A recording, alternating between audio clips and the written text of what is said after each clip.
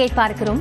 Killer திரைப்பட படப்பிடிப்பின் போது இயக்குனரும் நடிகருமான எஸ்.ஜே. சூர்யா படுகாயம் அடைந்திருக்கிறார். ஒரு நீண்ட இடைவெளிக்கு பிறகு எஸ்.ஜே. சூர்யா தானே இயக்கி நடிக்கக்கூடிய படம் கில்லர். இந்த படத்தினுடைய படப்பிடிப்பு என்பது பாலவாக்கத்தில் நடைபெற்று வருகிறது.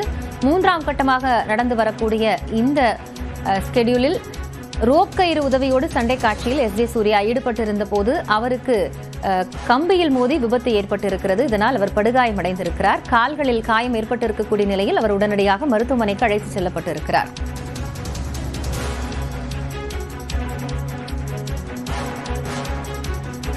கூடுதல் தகவல்களோடு செய்தியாளர் செந்தில் ராஜா இணைகிறார். அவரிடம் பேசலாம். செந்தில், இப்போ படப்பிடிப்பு தளத்தில் எஸ்.ஜே. சூர்யாவிற்கு காயம் ஏற்பட்டிருக்கிறது. விவரம் என்ன? மருத்துவமனைக்கு கொண்டு செல்லப்பட்டிருக்கிறாரா? காயத்ரி, எஸ்.ஜே. சூர்யா இசை திரைப்படத்திற்கு பிறகு தற்போது கில்லர் என்ற திரைப்படத்தை இயக்கி அதில் நடித்து வருகிறார் நாயகனாக. இதற்கான படப்பிடிப்பு பாலவாக்கம் அருகே நடைபெற்று வந்தது. அதில் சண்டை காட்சி படமாக்கப்பட்டது. அதாவது பீட்டர் கெயின் படமாக்கக்கூடிய ஒரு சண்டை காட்சி எடுக்கப்பட்டது. அப்போது அந்த ரோப்ல இறங்குற வகையில் ஒரு காட்சி படமாக்கப்பட்ட போது தவறி அந்த விபத்து ஏற்பட்டிருக்கிறது.